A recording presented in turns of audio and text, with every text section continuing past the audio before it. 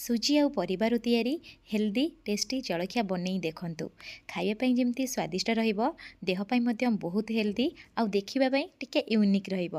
ମାତ୍ର 10ରୁ 15 ମିନିଟ୍ ଭିତରେ ବନେଇକି ରେଡ଼ି କରିବେ।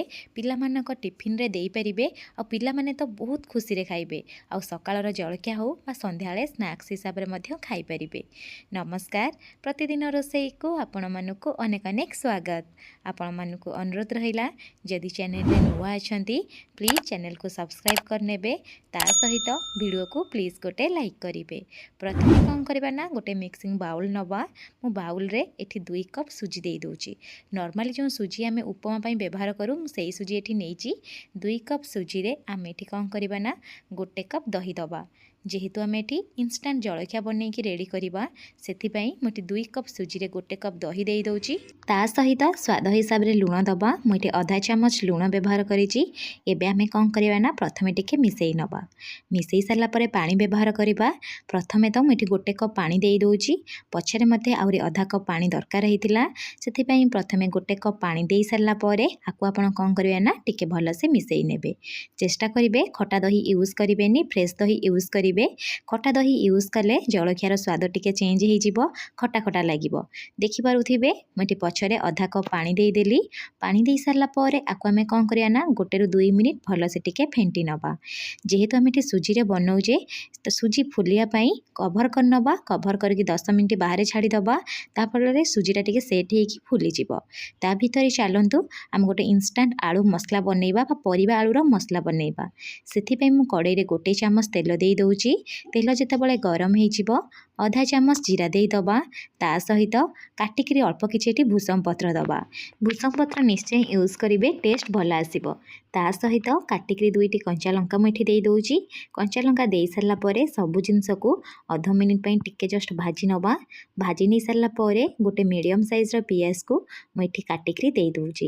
ଆପଣ ଯଦି ବିନା ପିଆଜ ରସୁଣରେ ଜଳଖିଆଟା ବନେଇବା ପାଇଁ ଚାହୁଁଥିବେ, କେବଳ ଏଠି ପିଆଜକୁ ସ୍କିପ୍ କରିପାରିବେ। ପିଆଜକୁ ଦେଇ ସାରିଲା ପରେ ଜଷ୍ଟ ଟିକେ ସାଲୋ ଫ୍ରାଏ କରିନେବେ। କାଟିକିରି ଗୋଟେ ମିଡ଼ିୟମ୍ ସାଇଜ୍ର ଟମାଟୋ ଏଠି ଦେଇଦେବା। ତା ସହିତ ଆପଣଙ୍କ ମନପସନ୍ଦର ପରିବା ଏଠି ୟୁଜ୍ କରିବେ। ମୁଁ ଏଠି ପୁରା ଫାଇନଲି ଚପ୍ କରିକି ବିନ୍ସ, ତା ସହିତ ବନ୍ଧାକୋବି ଆଉ ଅଳ୍ପ କିଛି ଗାଜରକୁ ମଧ୍ୟ ଛୋଟ ଛୋଟ ପିସ୍ରେ କାଟିକିରି ଦେଇଥିଲି। ଆପଣ ଚାହିଁଲେ ଅଳ୍ପ କିଛି ପରିବା ମଧ୍ୟ ସ୍କିପ୍ କରିପାରିବେ। ପରିବାର କ୍ୱାଣ୍ଟିଟି ଆପଣଙ୍କ ହିସାବରେ କମ୍ ବେଶୀ କରିପାରିବେ। ଆଉ କ୍ୟାମେରା ଅଫ୍ ହେଇଯାଇଥିଲା, ମୁଁ ଅଳ୍ପ କିଛି ଗ୍ରୀନ୍ ମଟର ମଧ୍ୟ ଦେଇଛି। ଯେହେତୁ ଏ ଜଳଖିଆଟା ମୁଁ ଶୀତ ଦିନରେ ବନାଉଛି, ଶୀତ ଦିନରେ ତ ବହୁତ ସାରା ପରିବା ଥାଏ, ଆପଣ ଆପଣଙ୍କ ମନପସନ୍ଦର ପରିବା ଏଠି ୟୁଜ୍ କରିପାରିବେ। ସ୍ୱାଦ ହିସାବରେ ଲୁଣ ଦେବା। ଲୁଣ ଦେଇ ସାରିଲା ପରେ ସବୁ ପରିବାକୁ ପ୍ରଥମେ 2ରୁ 3 ମିନିଟ୍ ଭାଜି ନେବା। ଯେହେତୁ ପୁରା ଛୋଟ ଛୋଟ କାଟିଛେ, କମ୍ ସମୟ ତ ଲାଗିବ, କମ୍ ସମୟରେ ପରିବା ପୁରା ଭାଜି ହେଇଯିବ। ତାପରେ ଏଠି କଲର୍ ପାଇଁ ହଳଦୀ ଗୁଣ୍ଡ ଦେଇଦେବା। ତା ସହିତ ଅଳ୍ପ ଟିକେ କାଶ୍ମୀରୀ ଚିଲି ପାଉଡ଼ର ଏଠି ୟୁଜ୍ କରୁଛି। ଦେଇ ସାରିଲା ପରେ ଆକୁ ଆମେ କ'ଣ କରିବା ନା, ଜଷ୍ଟ ଟିକେ ମିଶାଇ ନେବା। ଦେଖିପାରୁଥିବେ ପରିବାଟା ପୁରାପୁରି ସିଝିଗଲାଣି ଆଉ କଲର୍ ଦେଖନ୍ତୁ ପୁରା ପରଫେକ୍ଟ ଆସିଛି। ଏବେ କ'ଣ କରିବା ନା, 2ଟି ମିଡ଼ିୟମ୍ ଆଳୁକୁ ମୁଁ ସିଝେଇକି ଚୋପା ଛଡ଼େଇ ନେଇଥିଲି, ତାକୁ ଆମେ କ'ଣ କରିବା ନା, ହାତରେ ପୁରା ଏମିତି ଚକଟି ନେବା। ଚକଟିକିରି ଦେଇଦେବା। ଏଠି ଗେଟା ଗେଟା ରଖିବେନି, ଟିକେ ଏମିତି ଚକଟି ନେବେ। ଦେଖନ୍ତୁ ଆଳୁ ଦେଇ ସାରିଲା ପରେ ମୁଁ ଏଠି କ'ଣ କରିବି ନା, ଆକୁ 1 ମିନିଟ୍ ଭଲସେ ଟିକେ ମିଶାଇ ନେବି। ଆପଣ ଯଦି ଚଟପଟା ସ୍ୱାଦ ଚାହୁଁଥିବେ, ତାହେଲେ ଏଠି ଚାଟ୍ ମସଲା ମଧ୍ୟ ବ୍ୟବହାର କରିବେ।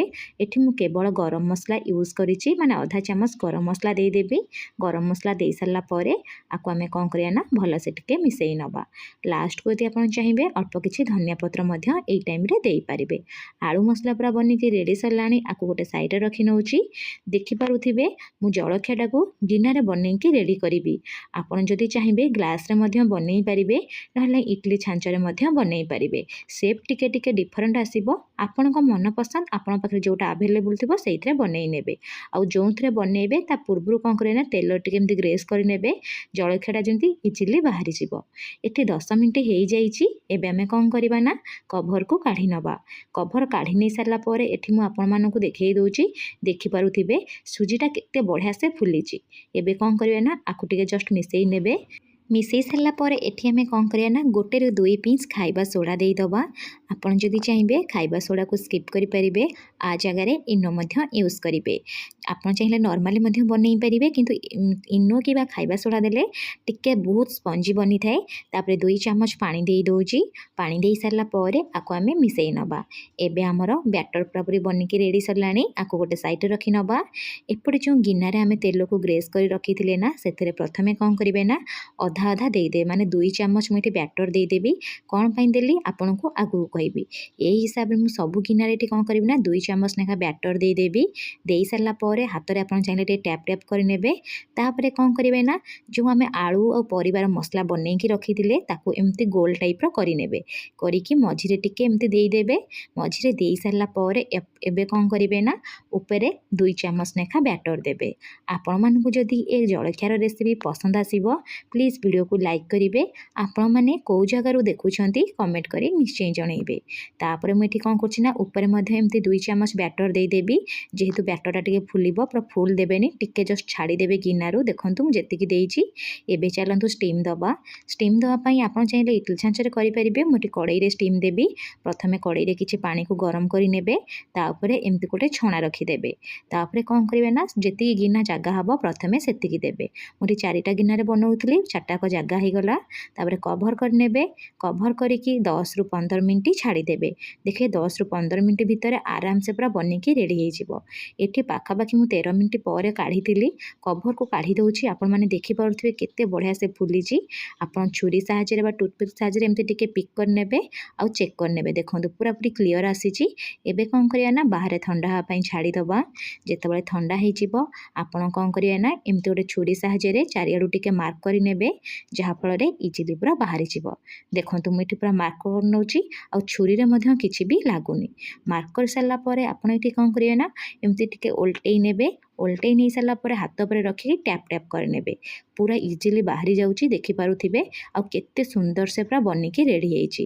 ଆଉ ଦେଖନ୍ତୁ କେତେ ସ୍ପଞ୍ଜି ବନିଛି, ଆପଣମାନେ ଦେଖନ୍ତୁ। ଏବେ କ'ଣ କରିବା ନା ଟିକେ କଲରଫୁଲ୍ ଦେଖାଯିବା ପାଇଁ ମୁଁ ଏଠି ଗୋଟେ ପ୍ୟାନ୍ ବସେଇଛି। ପ୍ୟାନ୍ରେ 1 ଚାମଚ ତେଲ ଦେଇଛି। ତେଲରେ କ'ଣ କରିବା ନା ଅଳ୍ପ ଟିକେ ଏଠି କାଶ୍ମୀରୀ ଚିଲି ପାଉଡ଼ର ଦେଇଦେବା। ଆପଣ ଯଦି ଏଠି ଚାହିଁବେ ଅଳ୍ପ ଟିକେ ଚାଟ୍ ମସଲା ଦେଇପାରିବେ, ତାହେଲେ ଆହୁରି ଟେଷ୍ଟ ମଧ୍ୟ ଲାଗିବ। ଦେଇ ସାରିଲା ପରେ ଆକୁ ଟିକେ ମିଶାଇ ନେବେ। ମିଶାଇ ସାରିଲା ପରେ ଫ୍ଲେମ୍କୁ ଲୋ ରଖିବେ। ଲୋ ଫ୍ଲେମ୍ରେ ଏମିତି ଯେଉଁ ଆମେ ଇଟିଲି ଭଳିଆ ବନେଇକି ରଖିଛେ ନା ତାକୁ ଦେଇଦେବେ। ଦେଇକି ଚାରିଆଡ଼େ ଟିକେ ସ୍ପ୍ରେଡ଼୍ କରିନେବେ, ଯାହାଫଳରେ ବହୁତ ସୁନ୍ଦର ମଧ୍ୟ ଦେଖାଯିବ। ଦେଖିପାରୁଥିବେ। ଆପଣ ଯଦି ଚାହିଁବେ ଏ ପ୍ରୋସେସଟାକୁ ସ୍କିପ୍ କରିପାରିବେ। ଏବେ କ'ଣ କରିବା ନା ଆକୁ ମୁଁ କାଟିକି ମୁଁ ଆପଣମାନଙ୍କୁ ଦେଖାଇ ଦେଉଛି। ଦେଖିପାରୁଥିବେ କେତେ ସୁନ୍ଦର ଦେଖାହେଉଛି ଭିତର। ଛୋଟ ପିଲାମାନେ ତ ଟିଫିନ୍ରୁ ଦେଲେ ଗୋଟେ ବି ଛାଡ଼ିବେନି, ସବୁ ଖାଇ ନେବେ।